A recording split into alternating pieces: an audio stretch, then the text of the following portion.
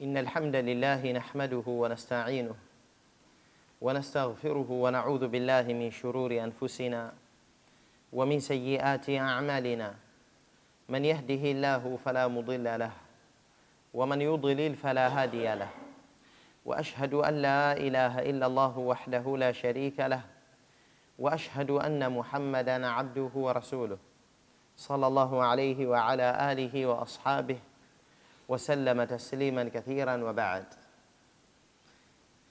Ndugu zangu Waislamu, Mola wetu mpenzi ni mwingi wa rahma na ana ukarimu mkubwa sana, na ni katika ukarimu wake kuwamiminia waja wake ujira na fadhila, mpaka mambo ya ada analipa ndani yake, ikiwa yatafanywa kwa nia njema, yatafanywa kwa kutarajia malipo mbele ya Allah azza wa jalla.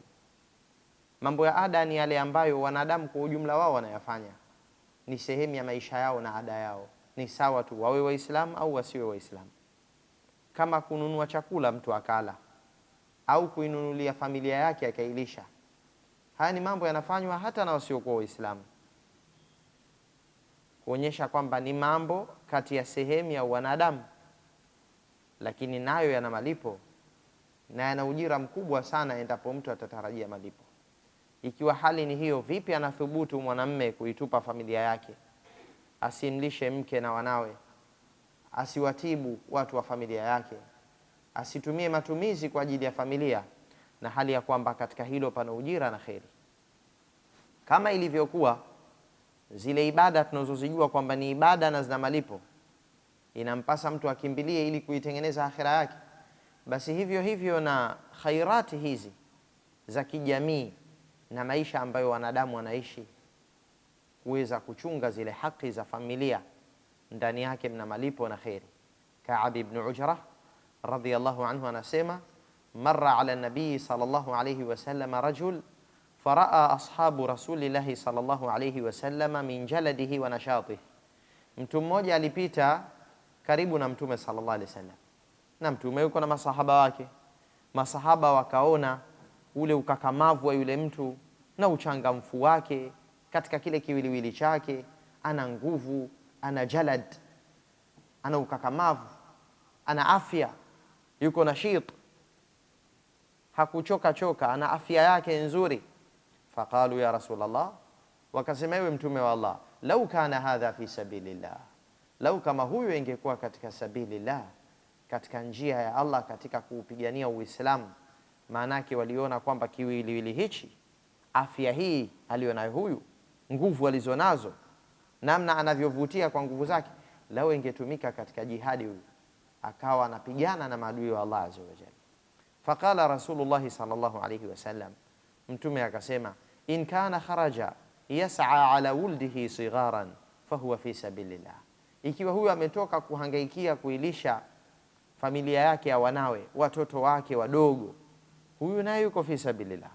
Huo mwili mnaouona uko mzuri, umekaza, una misuli, una afya, huo mwili kama itakuwa umetoka kutafuta riziki na kuweza kuilisha familia na watoto wadogo, huyo yuko fi sabilillah.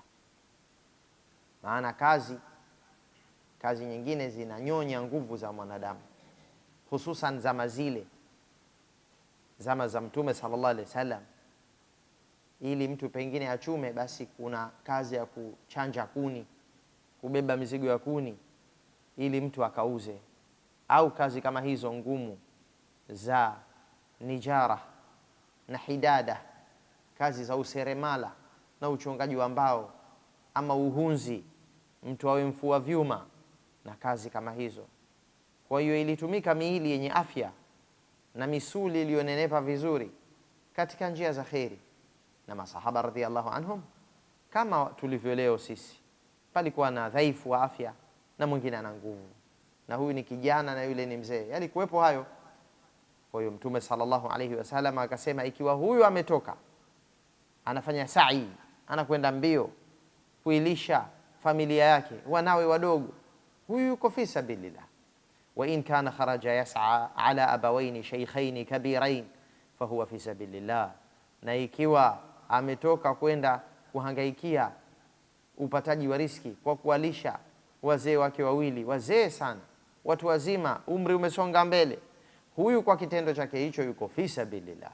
Wa in kana kharaja yas'a ala nafsihi yu'iffuha fahuwa fi sabilillah, na ikiwa ametoka kwenda kuilisha nafsi yake, anaihangaikia nafsi ipate chakula ili aipatie nafsi yake i'faf. I'faf, kuitosheleza, kuifanya isihitaji kwa wengine, isiombe nafsi. Ikiwa ametoka kwa ajili ya hilo, basi pia yuko fi sabilillah. Wa in kana kharaja yas'a riya'an wa mufakharatan fahuwa fi sabili shaitan, na ama ikiwa ametoka kwa lengo la kwenda kujionyesha na kutafuta fahari na kushindana na watu katika kujifaharisha kwamba yeye ni tajiri zaidi kuliko wengine, ana mali nyingi, na ametoka kwa lengo hilo la mukatharatan wa mufakharatan, kwa kutafuta kingi, ili nani ana kingi zaidi, nani anamiliki majumba mengi zaidi, kujifaharisha, kushindana juu ya wingi, ama hapo atakuwa fi sabili shaitan, yuko katika njia ya shaitan.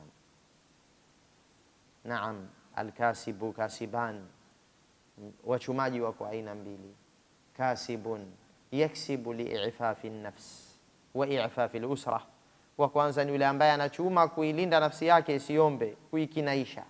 Wa thanin yaksibu tafakhuran wa takathura, na mwingine ni yule ambaye anachuma kwa kutafuta fahari na kingi tu, na huyu ndiye ametengeneza ugomvi na Allah. Alhaakumut takathur, mumeshughulishwa na kushindana katika utafutaji wingi wa mali. Hatta zurtumul maqabir, mpaka mkayatembelea makaburi. Na anayetafuta kwa lengo la i'faf, huyu hupata msaada wa Allah na dini yake ikasalimika. Na anayetafuta takathuran, anajitia kwenye fitna, fitna ambayo itamlevya alewe asileuke mpaka siku mauti anamchukua. Na ndio maana Allah akasema hatta zurtumul maqabir, jambo la kupumbazwa na kutafuta kingi bila kutosheka kwa kutafuta fahari na kushindana watu katika wingi wa mali, ili jambo linawapumbaza watu mpaka wanafika makaburini. Tena Allah azza wa jalla anaanza na makemeo hapo, sivyo hivyo mtakuja jua, kisha mtakuja jua. Kisha akasema lau mungejua ilmu ya yaqin, maanake msengepumbazwa na kutafuta kingi kwa lengo la fahari na kushindana na wingi. Mwishowe akasema kisha mtaulizwa siku ya kiyama juu ya neema za Allah azza wa jalla. Thumma la tusaluna yawma idhin anin na'im. Kuna watu neema ya wakati waliopewa kutafutia akhira yao na kile cha dharura, yani wamepewa wakati wakautumia vibaya. Wao wakaona nyakati zote zitumike katika kutafuta kingi, wakakosa muda wa kukaa na maulama na kusikiliza akhira na vikao vya da'wa vitakavyowakumbusha akhira yao, wakakosa muda huo. Lengo wameona wao wameumbwa wawe na mali nyingi na anasa nyingi, wakasahau kwamba ilmu ya Qur'ani walioiacha ni bora zaidi kuliko hivyo wanavyovikusanya. Qul bifadlillahi wa birahmatihi fabidhalika falyafrahu huwa khairun mimma yajma'un.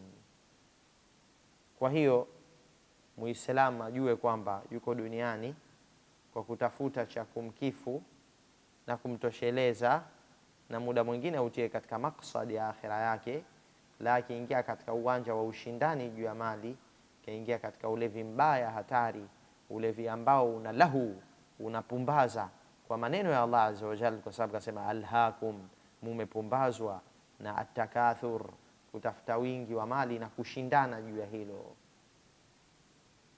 Hakusema amepumbazwa aliyetafuta cha kumtosha i'fafan linafs, kwa kuilinda nafsi isiombe. Hakusema hivyo, bali ulevi, pumbao limo katika atakathur, na pumbao hilo likilevya halimwachi mwanadamu ila atakapojiwahi kwa rehma za Mola wake subhanahu wa ta'ala, vinginevyo halimwachi mpaka anaingia kaburini, kwa sababu Allah amesema hatta zurtumul maqabir, na watu wakifika makaburini wataanza kujuta na kulia. Kwa hiyo haya ni mafunzo yanatufundisha i'tidal, uwiano katika maisha yetu haya dunia, tukipe kila kitu nafasi yake inayostahiki, ili tuwe tumefika kwa Mola wetu tukiwa salama na majukumu yote tumeyasimamia. Wa akhiru da'wana anil hamdulillahi rabbil alamin.